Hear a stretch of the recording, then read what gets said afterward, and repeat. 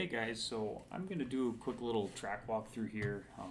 First thing you notice, I'm in the blimp view. I'm going to try something a little bit different for turn one to try and encompass the whole radius of the turn with the throttle braking inputs, as well as seeing the pitch of the car. So I'm going to play around with it a little bit. So anyway, right off the bat, that's all.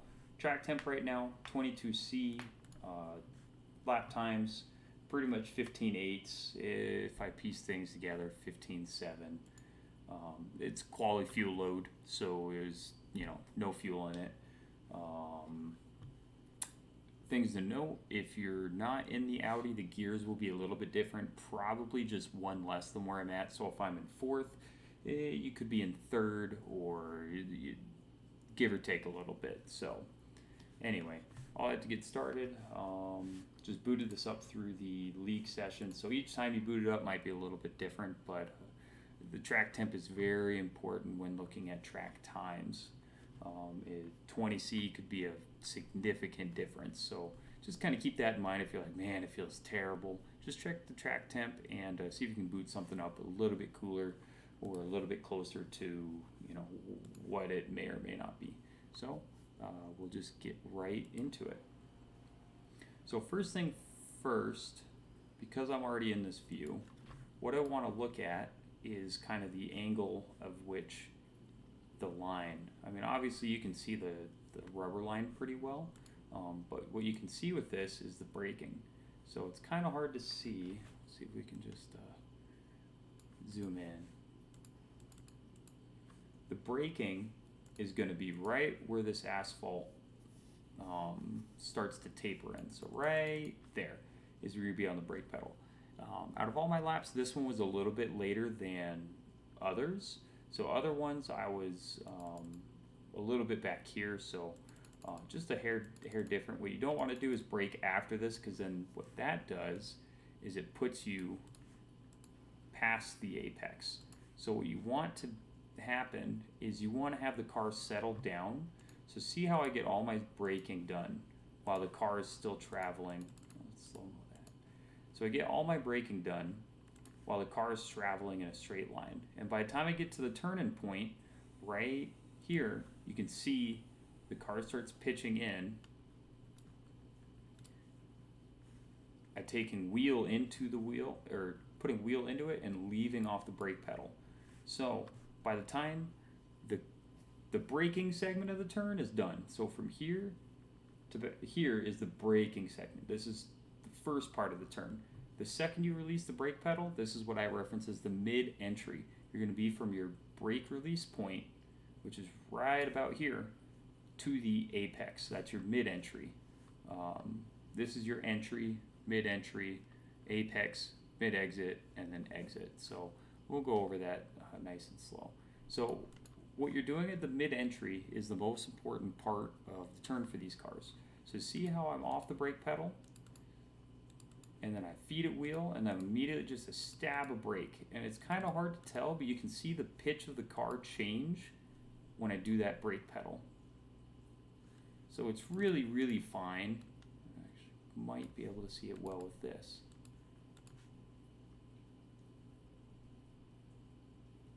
So it's really tiny, but right here, it rotates just a little bit more, and then I can get on pre-throttle, or throttle pre-apex. So there's a lot to unpack just in this small part, and that's where all the time is gained in these cars, is that mid-entry pre-apex. So anyway, and then on the exit of the turn, you want to get as close to that inside curb as you can, but right where that shadow is, that's the point where it will upset the car and push you wide. So here,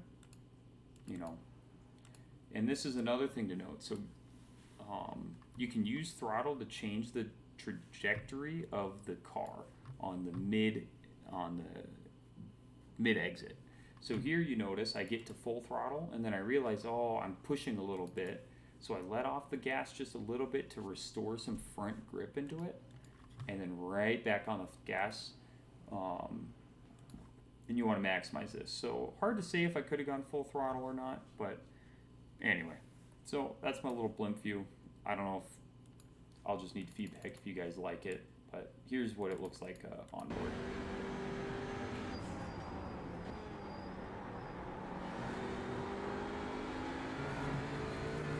Anyway, so on board you can actually see that pitch change when I give that second stab brake pedal pretty well here.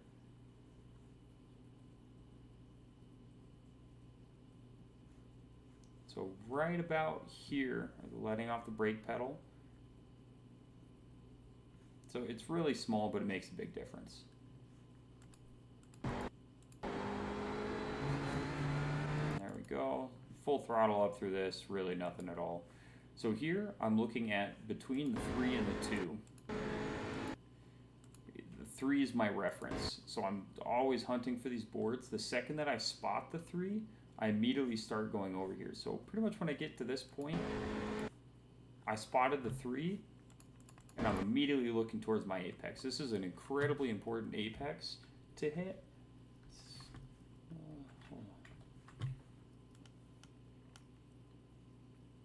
So anyway, oh, wrong button. Nope, wrong button again. Whatever. So I'm looking right here. So I get to this point, and I'm already looking as close as I can to get my right door as close to this wall as possible. So thing to note here is I start the turn in before I start my braking, because if you're on the brake pedal while trying to turn in this, you'll lock up, you'll hit the ABS and lose a lot of momentum and a lot of turning ability. So just a small little pitch into the corner, right where this white line is at actually, and then hit the brake pedal. Again, always try and get your braking done in a straight line. This is not a lot of braking. You want to get as close to that as you can, because if you're any narrower, the corner is really bumpy. But if you're right here, it's not an off track, and it's actually, oh, that's all screwed up still. There we go. It's actually pretty smooth. So we'll watch it really quick just from the cockpit view.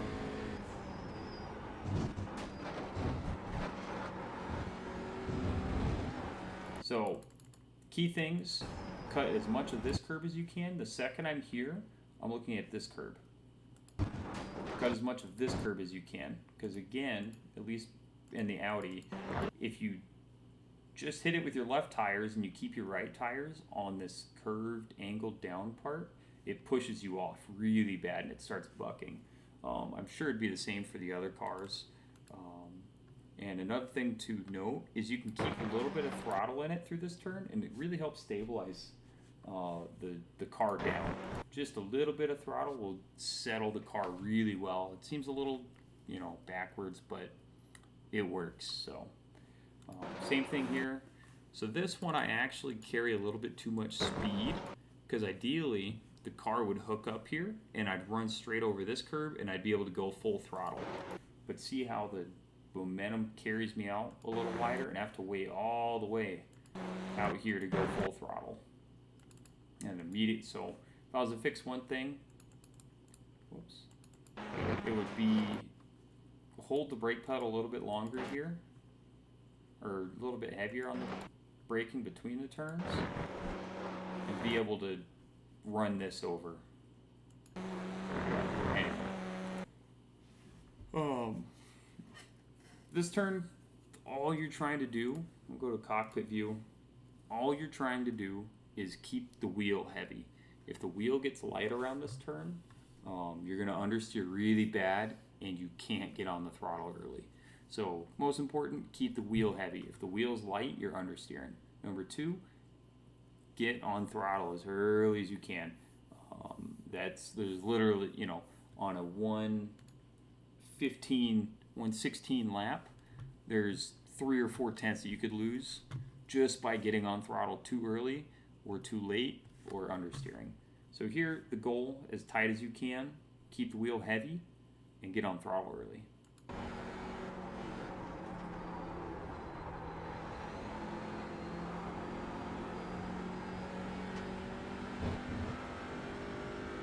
So I know I said in the chat earlier, I don't think it's faster to go over. I lied. It's faster to go over. Pro tip. Anyway, so whatever function of trail braking, lifting that you want to do through this turn, it doesn't really matter. I just play with the pedals a little bit to keep the front end down in the track. So there's actually a fantastic example. We'll slow that down. Watch how the yaw, the pitch of the car changes when I scrub that. Oh no. Oh. Incredible. I don't think this is the lap, is it? Oh, I guess it is. Alright, well now watch how the yaw of the car changes when I give it this a little bit of brake pedal.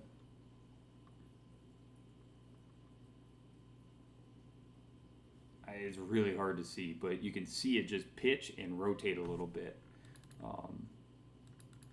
Anyway, so just kind of do your thing pretty well around this turn, actually. You can go wider, you can go narrower, it doesn't really matter. Going into this next turn, your braking is going to be about, you know, not... For me, I reference the 200 board. I'm not looking at the 300, I'm looking at the 200 for my braking point. So basically when I'm just about here is when I'm braking for the 200. It's just kind of feel, I know some people might do this and then a count and then brake, but important thing is see how the track kind of tapers out right here. You want to meet that line. So just pretend there's an infinite line going off that. I guess it's more like, I don't even know how to, whatever, you know what I mean. This line. You want to keep your car in that trajectory because then you keep it wider. So see, I'm all the way out there. And then dip a tire in the grass, doesn't really matter. About 50% braking.